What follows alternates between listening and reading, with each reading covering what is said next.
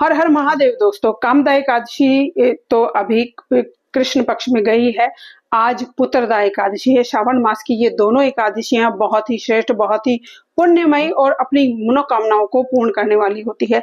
जैसे कामदा एकादशी से पता चलता है कि कामनाओं की पूर्ति करने वाली एकादशी, और ऐसे ही पुत्रदा एकादशी से पता चलता है कि पुत्र देने वाली एकादशी या पुत्र की कामना से की गई एकादशी।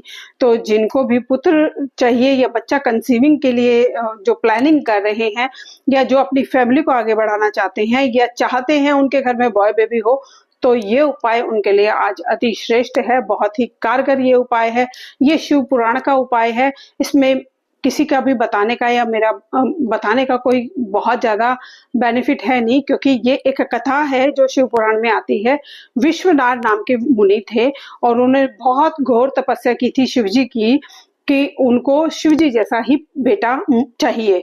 वो किसी और मतलब अगर वो चाहते हैं, क्योंकि उनकी पत्नी ने उनसे ये अनुग्रह किया था कि मुझे जब वो तपस्या के लिए वन में जा रहे थे तो उनकी पत्नी ने उनको आग्रह किया था कि आप तपस्या के लिए वन में चले जाइए, मैं आपको परेशान नहीं करूंगी, लेकिन मुझे शिव स्वरूप एक शिव जैसा ही पुत्र मुझे चाहिए। आप मेरी ये मनोकामना पूर्ण कीजिए, फिर उसके बाद मैं आपकी सिद्धि साधना ध्यान तप में कोई भी विघ्न बाधा नहीं डालूंगी।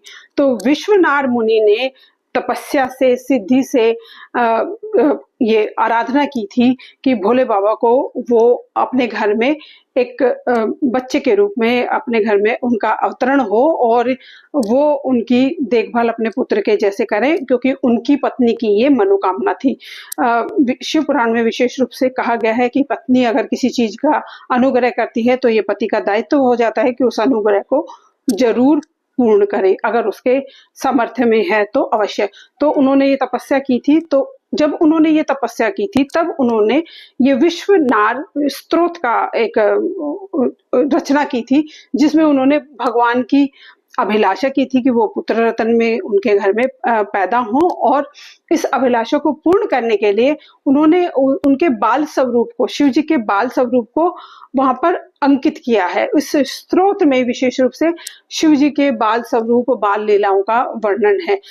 ये शिव पुराण में ही है। वैसे शिव जी का बाल स्वरूप बहुत कम देखने को मिलता है, लेकिन शिव पुराण के इस अध्याय में आप पढ़ेंगे तो आप पाएंगे कि शिव जी ने भी कान्हा जी की तरह, राम जी की तरह थोड़ी सी लीलाएं विश्वनाथ मुनि के आश्रम में की थी। तो ये एक बहुत ही अच्छा स्रोत है। ये स्रोत उनके लिए 100% काम करेगा जिनको बॉय बेबी की इच्छा है, जो अपनी फैमिली बढ़ाना चाहते हैं, फैमिली प्लान कर रहे हैं, या जिनको चाहिए कि उनके बच्चे शिव स्वरूप हो जाएं, या उनके बच्चे इतने ही तेजस्वी, ध्यान, आराधना वाले और साक्षात शिव का स्वरूप उनके घर में बच्चा बन के आए, या उनकी भी अभिलाषा है कि शिव जैसा बच्चा ही मेरे घर में भी पैदा हो।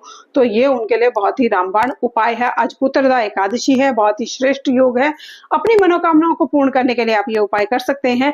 जिस भी भाव से आप ये उपाय करना चाहते हो उस भाव से ये उपाय आपको फलित होगा। ये अभिलाषा पूर्ति का स्रोत, इसको बोला ही अभिलाषा पूर्ति स्रोत है, और ये विश्वनाथ मुनि ने वैष्णव स्रोत के नाम से शिव पुराण में अंकित है। बहुत ही मतलब थोड़ा बड़ा ये स्रोत है। इसको संस्कृत में भी है और इसका अनुवाद हिंदी में भी है। गीता गोरखपुर वालों की में बहुत अच्छे से इसका विवेचन किया गया है। आप इसको पढ़ेंगे तो आपको बहुत अच्छा लगेगा। आप इसको पढ़ भी सकते हैं, आप इसका उपाय भी कर सकते हैं।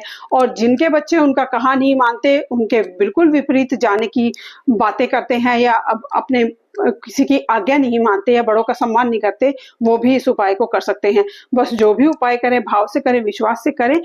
भोले बाबा आपके बच्चों को अपना आशीर्वाद प्रदान करें, उनको सद्बुद्धि दें इसी भाव और विश्वास के साथ। धन्यवाद दोस्तों, नमस्कार।